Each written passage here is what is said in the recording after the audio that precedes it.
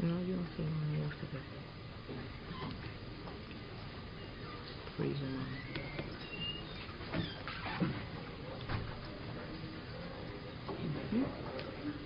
We're actually talking to her on the phone.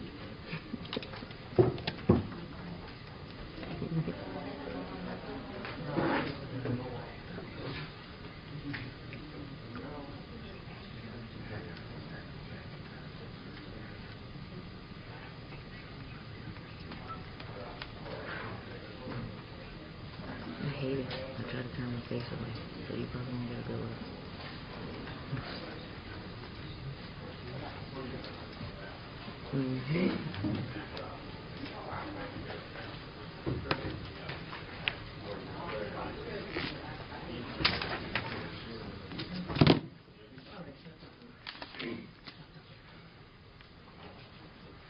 Okay, I gotta put you on.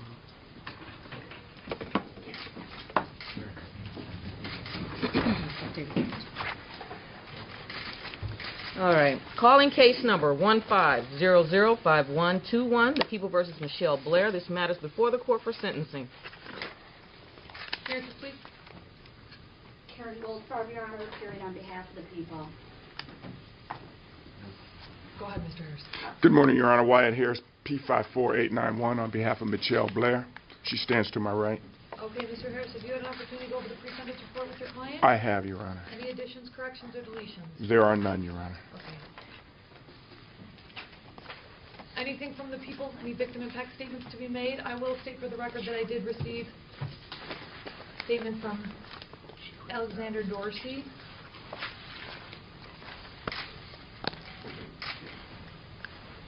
Is that correct? It says, Dear Alexander Dorsey, but is this a statement from Alexander Dorsey? Your Honor, it is a statement from Alexander Dorsey, who is the father of one of the deceased children, and Stoney, and one of the surviving children. And it is also a statement that combines some other members of Mr. Dorsey's family statements. Okay. All right. I just wanted to make that. And for the record, I did provide a copy of that to Mr. Harris. Okay. I acknowledge receipt. Any other victim impact statements from the people? Only, Your Honor, I want the record to be clear that there is no evidence in this case that any of the younger children or the younger child was sexually abused. Abundant evidence that the surviving children were physically abused by this defendant. That's a lie. My son's own mouth. Hold on. No, Ms. Blair. You noticed the speaker that we had set up in the back. If you can't behave yourself, I understand it. Okay, She's listen, trying you're going to get an opportunity to speak. If you can't behave yourself, I'm going to put you in the back.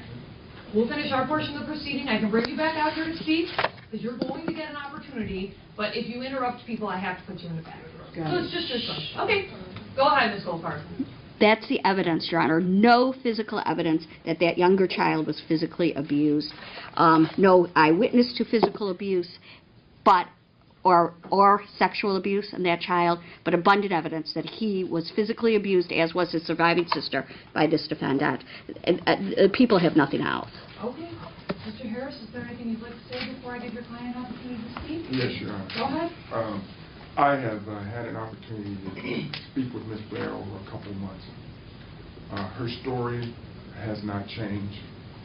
It has been consistent as to the sexual abuse that her younger son admitted, and the other two children who are now deceased have indicated that they committed on this young boy. So I don't know where the prosecutor is getting that this didn't happen, because they did not interview the younger boy. I will indicate to this court, and believe me, I don't justify Ms. Blair's actions. It can't be justified, and she understands that. But this is a horrible situation in which you have an individual who was abused as a young child, experienced hardships, lack of education, had children. Children did some unspeakable things to each other. With the lack of support that she had as a child and the lack of support that she had from any of the fathers of these people, and I'm not making an excuse for her, but that didn't allow her to cope with the situation in a way that many of us would have obviously chosen different options. What angers me the most, I think, is no way in the world, as a father, I would allow anybody to not let me see my children for years. There are always options. They could have asked for a welfare check with the police, could have went back to CPS, could have went to the school system, could have done a number of things. I suspect in all reality, it wasn't a situation where Mitchelle Blair was saying you couldn't see the children. It was a situation where they chose not to see the children. Over 2 years, you don't get to see your child? That makes absolutely no sense. If you really wanted to see your child, you could go to the court. I understand that there were child support issues. Go to the court. Say, yeah, I know I owe child support, but yes, I understand that, but I still haven't seen my child, and I want to know what the situation is with my children. This is an unfortunate, very unfortunate situation. Ms. Blair has made her statements both here and in juvenile, and on several occasions to me. I would just, as the court has to, sentence her to life in prison without parole. She is accepting responsibility for her actions. Thank you. Okay. Ms. Blair, this is the time and date substance. Is there anything you'd like to say on your own behalf? I actually, they said they want to make an impact statement. I actually want to make a statement to them. Go. This is the time for you to say anything you want. Go ahead. Okay. I actually got a chance to, my lawyer actually read the impact statement to me, and there's been a lot of lies told by that family. What doesn't make sense, they're saying that his main defense in my family trial, that I kept him away from the kids, which is a lie. Tracy, Dorsey, Alexander Dorsey, Curtis Steen, Albert, Adam, Michelle. They haven't seen them how long? Since 2006. Alexander Dorsey went from 2008, 9, and 10 without seeing his daughters. So it's 6 of them as brothers and sisters, the aunties and uncles. And they want to talk about how they loved my daughters. Now they want to be front and center, but they was always in the background. They never did anything for them, never showed up to my door, not once. And now they want to lie and say that I kept them away. I am the one that was always calling Duke. That's his nickname. Duke, come see Gabby and Stoney. Duke, come do this. Duke, come do this. Would he come? No. Half the time he was drunk. You get what I'm saying? I am the only one throughout both these cases. I haven't lied about anything. As horrendous as everybody think I am, that's fine. But I'm the only one that's not lying about anything. And that doesn't even make sense in any type of world. That they would allow, what type of real man gonna let somebody keep them away from their kids? And what I don't understand, what they don't understand about is, we have a surviving daughter. Gabrielle is witness to me always calling, Duke, come see the kids. Duke, even their mother, Linda Dorsey, she never did anything for the kids. She never came to see them. She never did anything. My daughter even called one year to talk to her about Duke and his drinking. She tired of every time he come over, he drunk. Or when he comes, it's just, hey, baby, spilling over, just drunk, just stupid. You get what I'm saying? As a grandmother, you would think that she would talk to her granddaughter. The only thing, my daughter put it on speakerphone, the only things that grandmother had to say was, well, baby, I'm going to let you go because Duke is still my son, and I'm not going to listen to you talk to him about.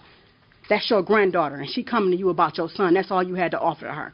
You get what I'm saying? From the time I lived in that house, what they're not saying is, they used to always go over there. I kept you away. What was the change? They used to go over there all the time. What stopped and what they all know to be true is Alexander Dorsey's father, Alexander Sr., they say he molested Brianna. That is his other granddaughter, okay? So in 2006, when my daughter Gabrielle came home and told me that he was laying in their room on the floor by their bed, they never went back again. That's what stopped every visit to their house in 2006. I never sent them back there again because of that reason. But I never kept them away from them. Y'all can come see them anytime you want to. You see what I'm saying? And also, Alexander Dorsey could not accept the fact that I moved on, period. I had other kids. He has his ex-girlfriend, Michelle Barnett, lying in court, saying they brought diapers. The first time that Michelle Barnett laid eyes on my daughters was in, 2005? They were 6 and 8, which means they were well out of diapers.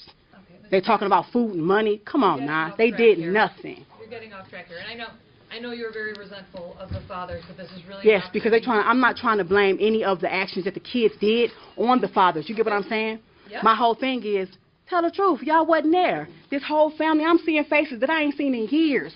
They don't know Stoney. When they asked him in court, what is your daughter Stoney wanted to be when she grew up? He says she just wanted the world. That's a typical answer for a father who knew nothing about what she wanted to be when she grew up. He knew nothing about her.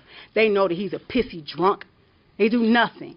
And for Tracy Dorsey to be sitting in this courtroom, this is the same female that I felt like I had to get out that house. We all had babies 2 months apart. You used to steal her, you love your niece, but you used to steal her milk. You used to steal her milk and water it down when I told you couldn't have it, though. You get what I'm saying? So, yes, that is why I left that household. I couldn't stay there. Again, they were you're getting pathetic. off track, though. This is a purpose of you speaking now is to discuss Okay. why you did what you did, if you want Yes, to. because that happened. You get what I'm saying? And my son's forensic kids talk interview, you hear him tell him what they did to him. So in Alexander Dorsey, in the family trial, he sat there and he saw the kids talk interview. He saw my son say that. The judge even said, out of my son's own mouth, everyone heard him say what they did to him. So for them to be sitting there, oh, you just did that because of, yeah, I got my ass beat when I was a kid. Yes, I was raped when I was a child. Am I blaming that on them? No. This should happen to my kid. You get what I'm saying? Alexander's daughter, Stoney, that is not my daughter. She did do that to them. So it's like, get back. That whole Dorsey family, they're pathetic. And I feel like this. You know flat out that Alexander Dorsey, y'all let this Alexander Dorsey, you let him come back and forth and be around them kids when you know damn well he molested one granddaughter before. It wasn't about Alexander Dorsey. Everybody's making it about me, saying that I kept him away from the kids. I never did. Okay. Well, So that'll come out July 27th when my daughter did up there. So I don't know why they acting like it's not going to come out. This isn't about Alexander Dorsey. Do you have anything? I'm talking about his father. They're trying to say, you know how I kept him away? I stopped those visits because that man was in that house. If he was already, basically, you knew what he did to his granddaughter, Brianna. So why even let him in the house? Just because he blamed it on being a drunk? Come on now. Like father, like son. Come on, man. Stay focused here. Do you have anything else you want to say with respect to this case? I want to say, this prosecutor, I can't see her face, but I wish I could. You discussed me. The Dorsey family discussed me. Because how dare you say that didn't happen to my son? You weren't there. Y'all was never there. You were the absentee people. Always. So the Dorsey family, down to the mother, to the father, to everybody. I hope y'all live your life well without seeing my child, Gabrielle Blair. You lived well without seeing them throughout their whole life, so live well now. But you ain't got nothing to say to me for what I did for my child, period. All right. Ms. Blair, it's obviously you're still very angry. Because how dare she say that? How dare she say it's no evidence? It's my turn to talk. It's my turn to talk. I gave you an opportunity to speak. As a mother, one of your primary responsibilities was to protect your kids. And in that respect, you failed in the worst possible way. There's nothing that can be done at this point to change what happened. True, that's why I'm asking for life. I know. Thankfully, that house of horrors that you created is no longer in existence. I do pray that your remaining children They will. recover They will. from what they saw and endured in that household. What struck me as rather unnerving was that you stated that your kids got it better than what you had. I fail to see how that's possible when you're still here. You're talking here. about No, the deceased children? No. Let me talk. It's you. Despite what happened to you when you were a child, you had the opportunity to grow up. True. You had the opportunity to become an adult. You had the opportunity to make your own decisions with respect to running your own life.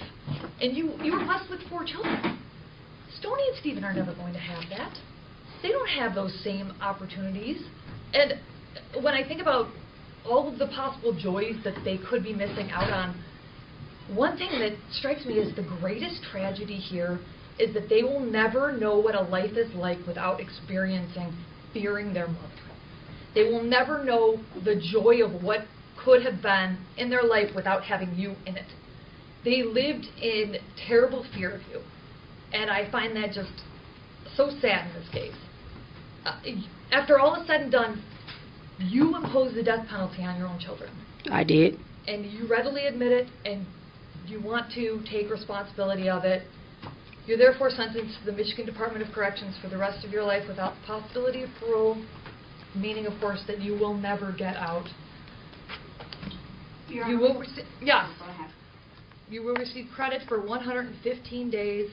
You must pay $60 DNA fee, $136 state costs, crime victims assessment in the amount of $130, court costs in the amount of $1,300, attorney's fees in the amount of $400. These are not consecutive sentences because you weren't advised of that at the plea-taking procedure. Since this was a conviction by plea, though, ma'am, you have the right to file an application for leave to appeal your conviction. I don't need any of that. Okay. With the Court of Appeals, I still have to advise you. If you can't afford an attorney, one will be appointed for you and furnished with the necessary transcripts, and that request must be made within 42 days. I tender And, Your Honor, Oh, go ahead. with We were going to address it after. Mr. Harris, go ahead. I am tendering to the court the appellate rights and wrote in the signature area refused and put my initials. Okay, and that's fine. The people still have remaining counts in the information. Go ahead, Ms. Goldfarb. Your I don't Honor, need it.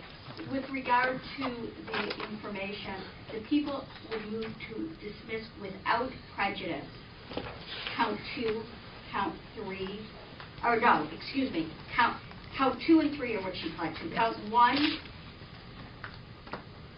count 4, count 5, count 6, count 7, count 8, count 9, count 10, and count 11 of the information. And again, we are moving to dismiss without prejudice. No objection. Of course. All right, motion granted. You can step back. Thank you.